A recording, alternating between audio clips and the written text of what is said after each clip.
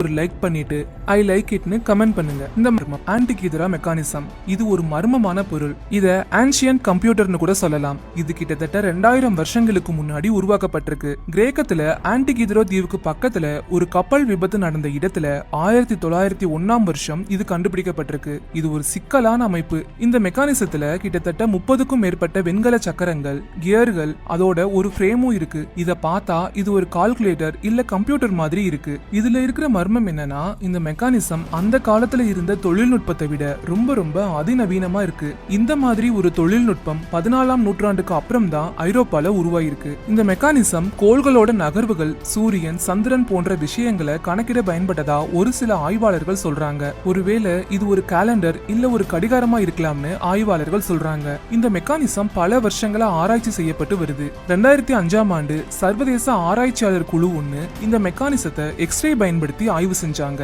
அப்போ இதுல சில ரகசியங்கள் வெளியே வந்துச்சு. இது கோள்களோட நகர்வுகளை கணக்கிடுறதுக்கு பயன்படுத்தப்பட்டதுன்னு உறுதி செஞ்சாங்க. இந்த மெக்கானிசம் பண்டைய கால கிரேக்கர்கள் எவ்வளவு அறிவாளிகள்னு நமக்கு காட்டுது. சிக்கலான அமைப்பு இருக்கிற இந்த மெக்கானிசத்தை ஒரு பெட்டிக்குள்ள மூடி வச்சிருந்தாங்க. அந்த பெட்டியோட வெளியில ஒரு டயல் இருக்கும். அதுல சூரியனோட இயக்கம், சந்திரனோட இயக்கம், கோள்களோட நிலை, நட்சத்திரங்களோட நிலை எல்லாமே இருக்கும். ஒருவேளை இது வானியல் காலண்டர் மாதிரி செயல்பட்டு இருந்திருக்கலாம். இந்த மெக்கானிசத்துல இருக்கிற 30 கியர்கள்ல ஒரு சில கியர்கள் கோள்களோட இயக்கத்துக்கு ஏத்த மாதிரி செய்யப்பட்டிருக்கு. இந்த மெக்கானிசத்தை ஒரு கம்ப்யூட்டர்னு ஏன் சொல்றோம்னா, இதுல சிக்கலான கணக்கீடுகளை செய்ய முடியுது. ஒருவேளை கிரகணங்கள் எப்ப வரும்னு கண்டுபிடிக்க இது பயன்படுத்தப்பட்டிருக்கும். இந்த மெக்கானிசத்தை யார் உருவாக்குனாங்கன்னு யாருக்குமே தெரியல. ஒரு சில ஆய்வாளர்கள் ஆர்கிமிடிஸ், ஹிபார்கஸ் போன்ற பெரிய விஞ்ஞானிகள் இதை உருவாக்கி இருக்கலாம்னு சொல்றாங்க. இந்த மெக்கானிசத்துல சில கிரேக்க குறிப்புகள் இருக்கு. ஆனா அதுல சில வார்த்தைகள் இன்னும் யாருக்கும் புரியல. ஒருவேளை இதை பயன்படுத்திய மக்களுக்கும் இந்த மெக்கானிசத்தை உருவாக்குன மக்களுக்கும் இடையில ஒரு ரகசிய மொழி இருந்திருக்கலாம். அந்த காலத்துல இருந்த தொழில்நுட்பத்தை விட